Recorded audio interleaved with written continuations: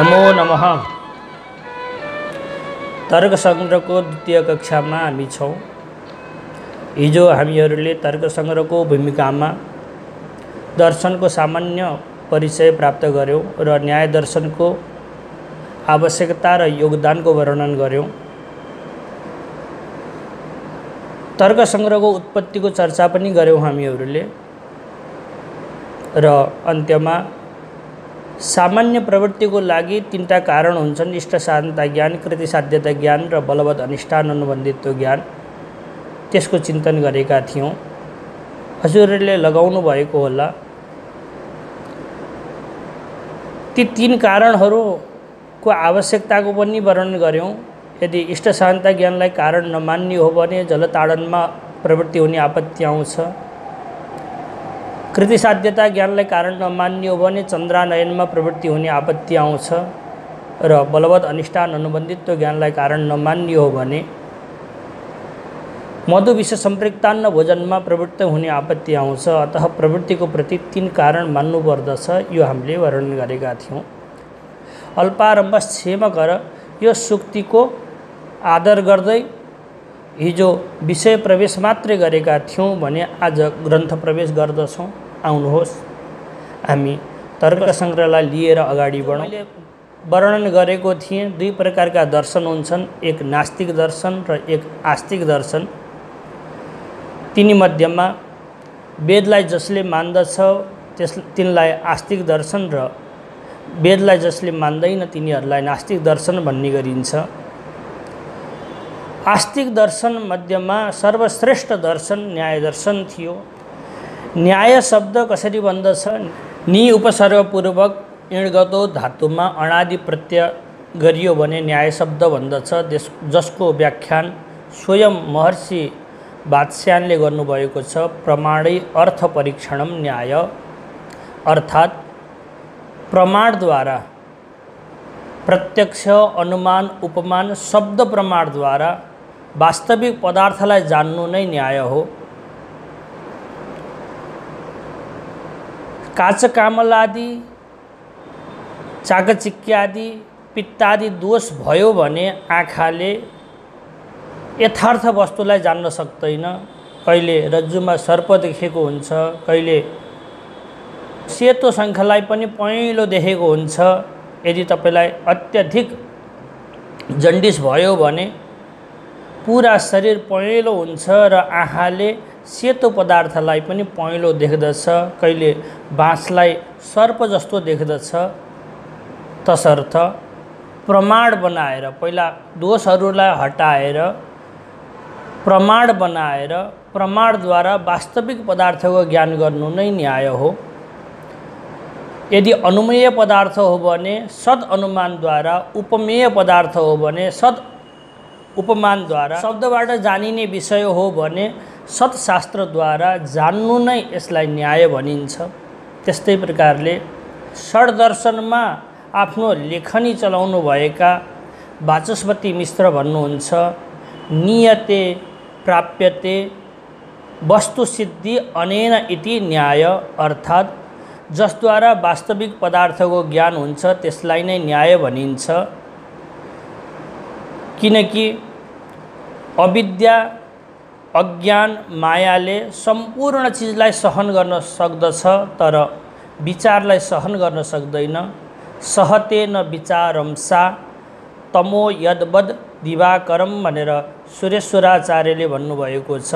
यो विचार प्रधान शास्त्र भएको हुनाले विचारद्वारा नै अविद्यालाई नष्ट गर्न सकिन्छ, मायालाई नष्ट गर्न सकिन्छ अनि बल्ल वास्तविक पदार्थको प्राप्ति हुन्छ भनेर वाचस्पति मिश्रले भन्नुभएको छ। यस्तै प्रकारले हाम्रो दर्शनको अनुरूप यदि व्याख्या गर्ने हो भने जहाँ प्रतिज्ञादि 5 अवयवको प्रयोग हुन्छ त्यसलाई न्याय भन्दछौँ। प्रतिज्ञादि अवयव समुदायत्व, न्यायत्व यस्तो लक्षण बनाउँदछौँ। यस्तो न्याय दर्शनको चिन्तन गर्ने तयारीमा हामीहरू त्यसको प्रथम ग्रन्थ, सुरुवातको ग्रन्थ तर्कसङ्ग्रह सुरु गरिरहेका छौँ। दुई प्रकारका दर्शन हुन्छन्, एक वेदलाई मान्ने आस्तिक दर्शन र एक वेदलाई नमान्ने नास्तिक दर्शनहरू। तिनीहरू मध्येमा वेदलाई मान्ने आस्तिक दर्शनहरूमा न्याय दर्शन आउँछ। त्यसैको अन्तर्गत आएको तर्क सङ्ग्रह हो। आस्तिक दर्शन भएकाले वेद बोधित मङ्गलाचरण गरेर नै कुनै पनि कार्यको सुरु गरिन्छ। अतः यहाँ पनि वेद बोधित मङ्गलाचरण गरिन्छ।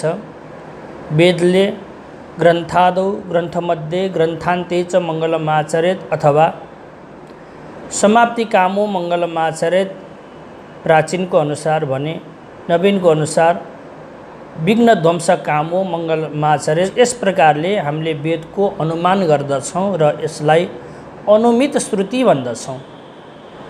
अनुमित श्रुति भनेको यद्यपि वेद अनन्त छन्, वेद मन्त्रको सङ्ख्याको गणना हुन सक्दैन, तथापि इन्द्र महाराजले भरद्वाजलाई दिनुभएका जो वेद हो त्यसमा हामीहरूले 1,00,000 मन्त्र छन् भनेर भन्दछौँ। तिनी मन्त्रहरू पनि पूर्ण उपलब्ध छैनन्, किनकि पूर्वकालमा बौद्धहरूले, मुगलहरूले, अङ्ग्रेजहरूले शासन गरिरहँदा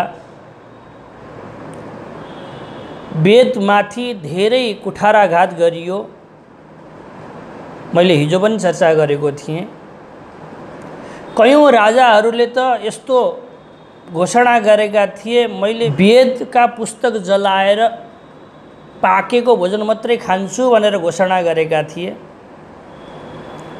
त्यसपछि त्यो बेलामा यसरी पुस्तक छाप्ने परम्परा पनि थिएन। बडा परिश्रमसित बनाएको मसी नेपाली कागजमा बिस्तारी बिस्तारी विद्वानहरूले हाम्रो लागि लेख्नुहुन्थ्यो।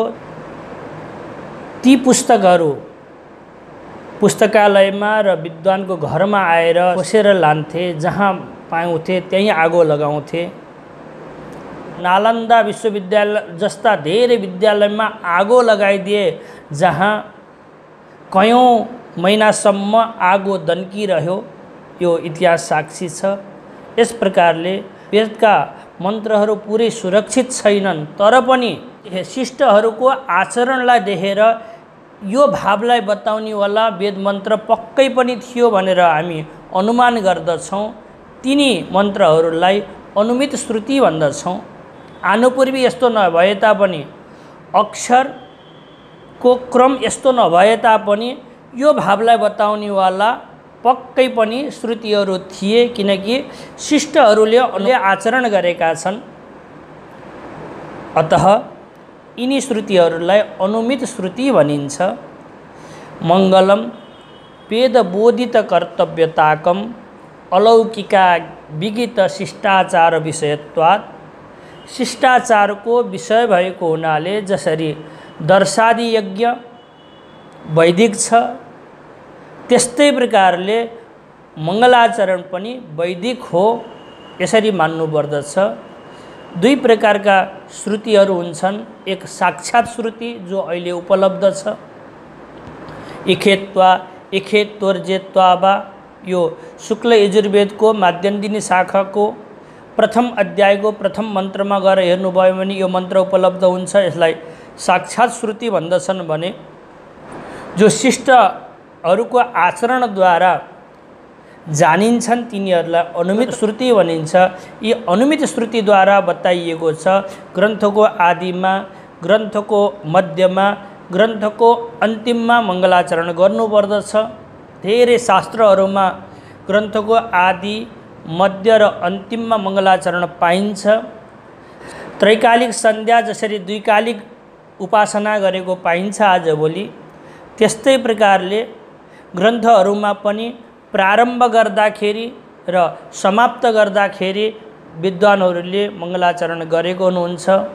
प्रारम्भमा मङ्गलाचरण गर्दै परमात्मा पनि मेरो साथमा हुनुहुन्छ यस्तो भाव लिएर ग्रन्थ लेख्नुहुन्छ र अन्तिममा परमात्माको कृपाले यो पूर्ण भयो भन्ने भाव लिएर ग्रन्थको अन्तिममा पनि मङ्गलाचरण गर्नुहुन्छ। यो यस्तै प्रकारले यहाँ पनि मङ्गलाचरण गरिन्छ। यिनी अनुमित श्रुतिहरूले बताएको हुनाले अथवा महाभाष्यकारले पनि भन्नुभएको छ, मङ्गलादिनी मङ्गलमध्यानि मङ्गलान्तानि च शास्त्राणि प्रथन्ते वीरपुरुषाणि भवन्ति आयुष्मत् पुरुषाणि च अध्येतारश्च वृद्धियुक्ता यथा स्यु। म यो पट्टमा लेखिदिनेछु, हजुरहरूले यसको पनि अध्ययन गर्नुहोस्, कण्ठस्थ गर्नुहोस्। यो महाभाष्यकारको वचन हो। मङ्गलादिनी मङ्गलमध्यानि मङ्गलान्तानि च शास्त्राणि प्रथन्ते वीरपुरुषाणि भवन्ति आयुष्मत् पुरुषाणि च अध्येतारश्च वृद्धियुक्ता यथा स्यु। तल म नेपालीमा अर्थ पनि लेखिदिन्छु हजुरहरूलाई सजिलो होस् भन्नको लागि। यस्तै प्रकारले श्रुति स्मृति पुराणहरूमा खोज्ने हो भने धेरै ठाउँमा मङ्गलाचरणको आवश्यकता बताइएको छ। एकाध ग्रन्थको अपवादलाई छोडेर जसले मङ्गलाचरण गर्नुभएको छ उहाँहरूको ग्रन्थ निर्विघ्न समाप्त हुन्छ, प्रचार प्रसार हुन्छ भने जसले मङ्गलाचरण गर्नु हुँदैन उहाँहरूको ग्रन्थ समाप्त हुँदैन। अतः हामी सबैले मङ्गलाचरण गर्नुपर्दछ। त्यो मङ्गलाचरण 3 प्रकारको हुन्छ, नमस्कारात्मक, आशीर्वादात्मक र वस्तु निर्देशात्मक। त्यसमा नमस्कारात्मक मङ्गल फेरि 3 प्रकारको हुन्छ, कायिक, वाचिक र मानसिक। फेरि कायिक मङ्गलाचरण पनि अष्टाङ्ग आदि प्रकारले धेरै प्रकारको वर्णन गरिएको छ। यिनी 3 प्रकारका मङ्गलाचरणमा जो नमस्कारात्मक मङ्गलाचरण हो तो परमात्मामा झुकेर नमो नमस्ते खिल कारणाय इत्यादि प्रकारले जहाँ मङ्गलाचरण गरिन्छ, वन्दन गरिन्छ, नमन गरिन्छ, त्यो मङ्गलाचरणलाई नमस्कारात्मक मङ्गलाचरण भनिन्छ। भने जहाँ आशीर्वाद दिइन्छ अथवा आशीर्वाद लिइन्छ त्यसलाई पनि हामीले मङ्गलाचरण भन्दछौँ, किनकि आशीर्वाद दिँदा पनि परमात्माले यसको इच्छा पुरा गरोस् भनेर आशीर्वाद दिन्छ र परमात्माको याद गरिन्छ। आशीर्वाद लिँदा पनि परमात्माले मेरो काम पुरा गरिदिनुहोस् भनेर परमात्माको स्मरण गरिन्छ।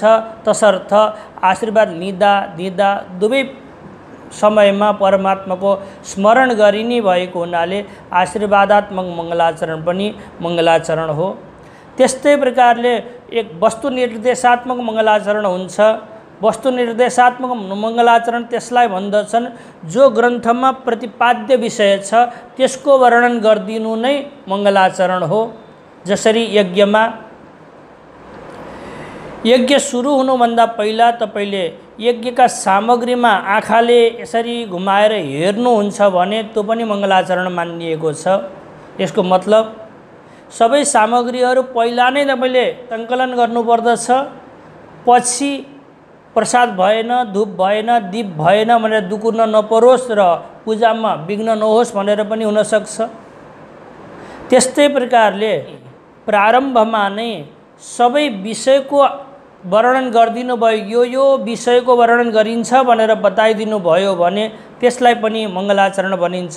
सद्रव्या गुणगुम्फिता सुकृतिनाम भनेर मुक्तावलीकारले जो मङ्गलाचरण गर्नुभएको छ, वस्तु निर्देशात्मक मङ्गलाचरणको लागि यो श्लोक अत्यन्त प्रसिद्ध छ।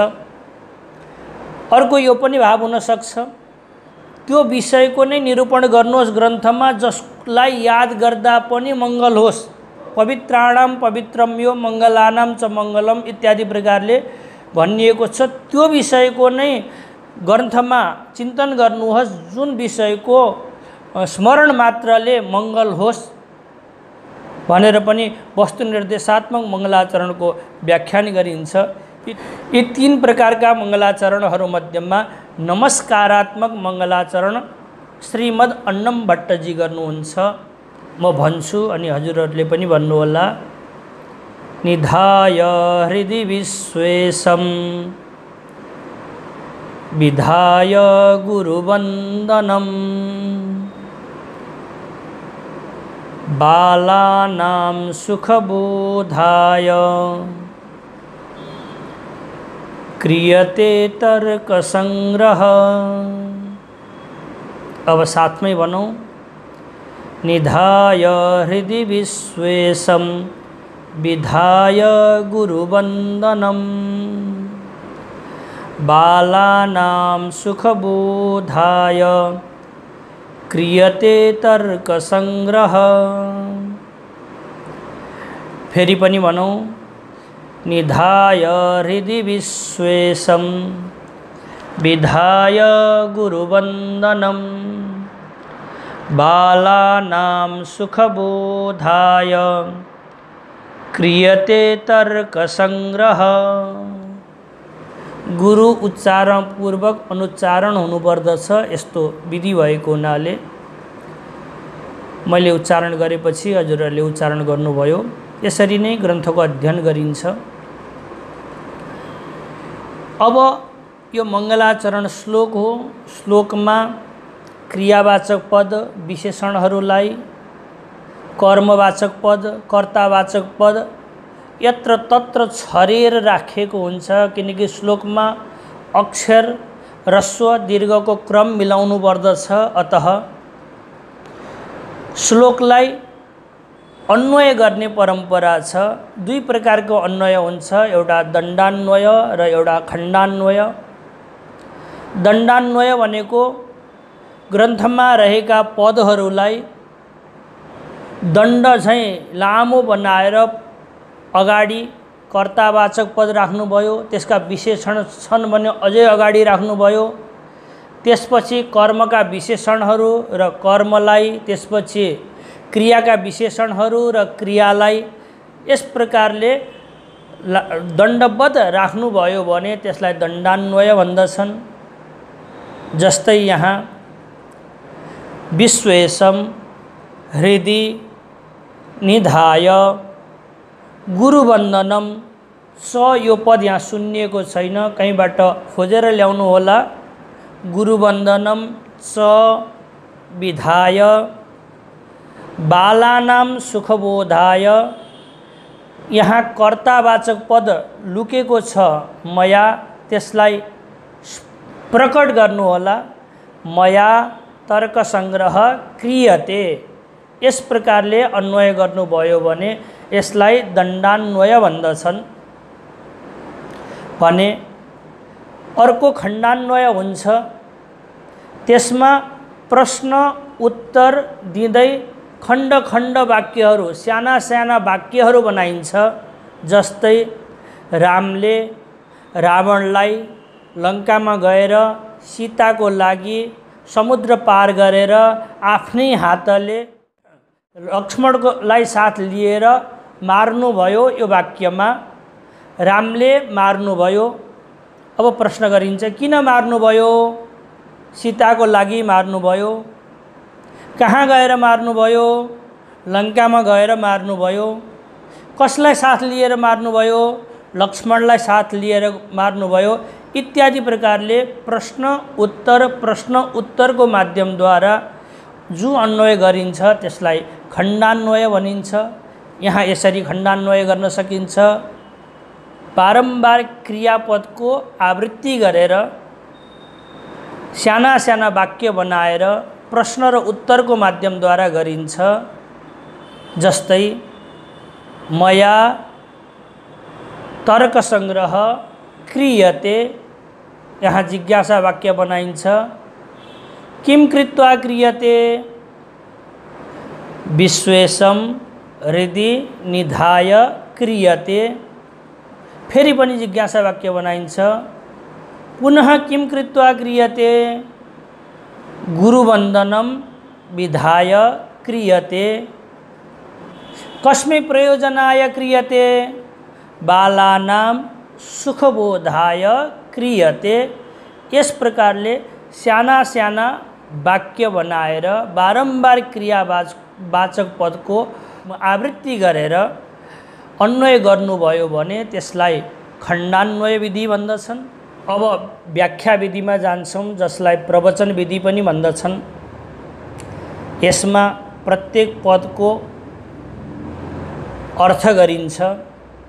जस्तै विश्वेशं जगत्कर्तारं, अर्थात् जगतलाई बनाउनेवाला परमात्मालाई हृदय अन्तःकरणे अर्थात् हृदयमा निधाय नितराम धारयित्वा अर्थात् प्रत्येक दिन हैन प्रत्येक घंटा प्रत्येक मिनेट प्रत्येक सेकेंड प्रत्येक लव प्रत्येक क्षण जसरी आमाले आफ्नो काम गर्दा गर्दै खेलिरहेको बच्चातिर ध्यान दिनुहुन्छ त्यस्तै प्रकारले ग्रन्थ लेखिरहँदा पनि हरेक क्षण परमात्मालाई धारण गर्दै गुरुवन्दनम गुरुः वन्दनम इति गुरुवन्दनम गुरुः बराबर विद्यागुरुः विद्यागुरु शब्दले यहाँ आमालाई बुवालाई र शिक्षा दिने गुरुलाई लिइन्छ। आमा पहिलो गुरु हुनुहुन्छ, त्यसपछि बुवालाई मानिन्छ, त्यसपछि आचार्यलाई मानिन्छ। तीनै प्रकारका गुरुहरूलाई वन्दनम नमस्कारम अर्थात् नमस्कार विधाय कृत्वा अर्थात् गरेर बालानाम अर्भकाणाम अर्थात् बालकहरूलाई सुखबोधाय यहाँ सुखस्य बोधाय षष्ठी तत्पुरुष समास नगर्नु होला, सुखेन बोधाय यस्तो तृतीया तत्पुरुष समास गर्नु होला। सुखपूर्वक न्यायशास्त्रमा प्रवेश होस् भन्नको लागि मया अन्नम भट्टेन अर्थात् म अन्नम भट्टद्वारा तर्क संग्रह नामक ग्रन्थ अर्थात् तर्क संग्रह नाम गरेको ग्रन्थलाई क्रियते विधीयते अर्थात् बनाउँदछु यस प्रकारले व्याख्या गरिन्छ। मङ्गलाचरण गर्दा गर्दै सम्बन्ध चतुष्टयको निरूपण गर्नुपर्दछ। सिद्धार्थम सिद्ध सम्बन्धम श्रोतुम श्रोता प्रवर्तते शास्त्रादो तेन वक्तव्यः सम्बन्धः सप्रयोजन। शास्त्रको आरम्भ गर्दाखेरि शिष्य सम्बन्ध र प्रयोजन सुन्नको लागि उपस्थित भएको हुन्छ। त्यो दिन त्यो बेलामा त्यो समयमा अनुबन्ध चतुष्टयको निरूपण गरिदिइहाल्नु पर्दछ, यस्तो मर्यादा छ। यस्तै प्रकारले ती अनुबन्ध चार प्रकारको हुन्छ। विषयश्चाधिकारी च सम्बन्धश्च प्रयोजनम विनानुबन्धम ग्रन्थादौ मङ्गलम नैव सस्यते अर्थात् संसुस्तुतौ धातुबाट बनेको सस्यते शब्द छ, अतः यसको अर्थ हुन्छ विषय अधिकारी सम्बन्ध प्रयोजनको बिना मङ्गलाचरण स्तुत्य हुँदैन। अतः मङ्गलाचरण गरिरहँदा यी चार अनुबन्धको व्याख्यान गर्नुपर्दछ। अनु अर्थात् पश्चात स्वज्ञानानन्तरम वदन्ति शास्त्रं प्रति प्रवर्तयन्ति ये ते अनुबन्धाः अथवा अनुबध्यन्ते शास्त्रेषु प्रवर्त्यन्ते यही ते अनुबन्धा। यी दुवै व्युत्पत्तिद्वारा यो अर्थ लब्ध हुन्छ। अनुबन्धको ज्ञान भएपछि तपाईँ शास्त्रप्रति बाँधिनुहुन्छ। अनुबन्धको ज्ञान भएपछि शास्त्र पढौँ यस्तो भावना उत्पन्न हुन्छ र शास्त्रप्रति तपाईँ बाँधिनुहुन्छ। अतः मङ्गलाचरण गरिरहँदा अथवा मङ्गलाचरणको श्लोकमा नै यी चारवटा चिजको प्रवेश गरिनु पर्दछ। अतः विद्वानहरू मङ्गलाचरण श्लोकमा नै यी चारवटा चिज खोज्दछन्। अब तर्क संग्रहको अनुसार चारवटा अनुबन्धको चर्चा गरिन्छ। विषय यहाँ सातवटा पदार्थको निरूपण गर्ने हो भने अधिकारीको हामी विशेष लक्षण भोलि गर्नेछौँ। जसले व्याकरण काव्य कोश पढिसकेको छ, न्यायशास्त्र पढेको छैन, त्यसलाई नै यहाँ अधिकारी मानिन्छ। तथापि स्वयं श्रीमद् अन्नम भट्टले लेख्नुभएको ग्रहण धारण पटुर बाललाई अधिकारी मान्नुहोस्, जसले शास्त्रलाई ग्रहण गर्न सक्दछ, बुझ्दछ र त्यसलाई हृदयमा धारण गर्न सक्दछ, धेरै दिनसम्म टिकाउन सक्दछ, त्यसलाई नै तर्क संग्रहको अधिकारी मानिन्छ। भने सम्बन्धको चर्चा सबै शास्त्रहरूमा, सबै ग्रन्थको आरम्भमा एकै बताइन्छ। ग्रन्थ र ज्ञानको सम्बन्ध बताइन्छ। ग्रन्थ प्रतिपादक हुन्छन्, बताउनेवाला हुन्छन्। ग्रन्थ नभए हामीलाई ज्ञान कसले बताइदिन्थ्यो र? प्रतिपादक ग्रन्थ हुन्छन्, ज्ञान प्रतिपाद्य हुन्छ। त्यही भएर प्रतिपाद्य, प्रतिपादक, बोध्य, बोधक, ज्ञाप्य, ज्ञापक, यस प्रकारले धेरै शब्दहरूको प्रयोग गर्दछौँ हामीहरूले। भने प्रयोजन, किनकि सबै शास्त्रको प्रयोजन मोक्ष नै हुन्छ। व्याकरणले त एकः शब्द सम्यक ज्ञात सुप्रयुक्त स्वर्गे लोके च कामधुक भवति भन्दै एउटा शब्द मात्रै तपाईँले शुद्ध उच्चारण गरिदिनु भयो भने, ब्रह्म हको बिचमा म अथवा मको बिचमा हको उच्चारण गर्न सक्नुभयो भने, ब्रह्मा वर्मा भन्नु भएन भने, अथवा अहम गृहम गच्छामि भनेर शुद्ध उच्चारण गर्न सक्नुभयो भने तपाईँले यति धेरै पुण्य कमाउनुहुन्छ कि स्वर्ग लोकमा गएर तपाईँले जे चाहनुहुन्छ त्यही पाइन्छ। यस्तै प्रकारले शुद्ध मात्रै बोल्नुभयो भने तपाईँमा शब्द ब्रह्ममा निष्णात भएर परब्रह्मलाई जान्ने खुबी आउँछ अथवा मुक्त हुनुहुन्छ भनेर व्याकरणले पनि चिन्तन गर्दछ। आजभोलि साहित्यिकहरूले पनि चिन्तन गर्दैछन्, मुक्तिको कुरा गर्छन्। रसको निरूपण गर्दा गर्दै रसस्वरूप परमात्माको प्राप्ति हुन्छ भनेर साहित्यिकले निरूपण गर्दछन्। भने दर्शनशास्त्रको त प्रयोजन नै मुक्ति नै हो। तसर्थ हामी अन्तिम दिनमा धुमधामसित निरूपण गर्नेछौँ। पदार्थ ज्ञानस्य परम प्रयोजनम मोक्ष इति आमनन्ति, अतः मुक्ति नै यसको प्रयोजन हो। म फेरि पनि भन्दछु, विषय द्रव्यादि पदार्थको निरूपण गर्ने हो। अधिकारी ग्रहण गर्न र धारण गर्न सक्ने बालकलाई यहाँ अधिकारीको रूपमा लिइएको छ। सम्बन्ध ग्रन्थ र ज्ञानको सम्बन्ध बनाइन्छ। यद्यपि धेरै प्रकारको सम्बन्ध बनाउन सकिन्छ। ग्रन्थ र ज्ञानको, ज्ञानको र मुक्तिको, मुमुक्षु र ग्रन्थको, मुमुक्षु र मुक्तिको धेरै प्रकारका सम्बन्धहरू म अर्को श्रृङ्खलामा चिन्तन गर्नेछु। यहाँ ग्रन्थ र ग्रन्थमा बताइएको ज्ञानको सम्बन्ध प्रतिपाद्य प्रतिपादक, बोध्य बोधक, ज्ञाप्य ज्ञापक यस प्रकारले बताइन्छ। भने प्रयोजन आत्मालाई जानेर मिथ्या ज्ञानलाई नाश गरेर, सम्यक ज्ञानद्वारा मिथ्या ज्ञानलाई नष्ट गर्दै, दुःख जन्म प्रवृत्ति दोषलाई नष्ट गर्दै, 21 दुःख ध्वंस गरेर मुक्ति प्राप्त गर्नु नै न्याय दर्शन अथवा तर्क संग्रहको प्रयोजन हो।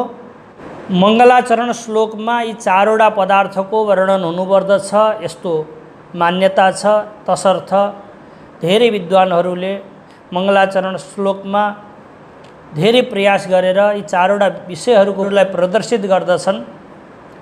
तर तर्क संग्रहमा लेखिएको मङ्गलाचरणबाट सिधै चारवटा अनुबन्ध निक्लिन्छन्। जस्तै यहाँ तर्क संग्रह लेखिएको छ, त्यसको अर्थ द्रव्यादि पदार्थ हो, त्यो विषय भयो। मुक्ति अवस्थामा कुनै कुनै नैयायिकले नमाने पनि आत्यन्तिक सुखको उपलब्धि हामीहरूले मान्दछौँ। त्यो आत्यन्तिक सुखको उपलब्धि हुनु नै प्रयोजन हो। त्यसलाई सुख शब्दद्वारा भनिएको छ। भने बोध शब्दद्वारा तपाईले मुक्ति प्राप्त गर्नको लागि बीचमा सम्बन्ध ज्ञानको हुन्छ।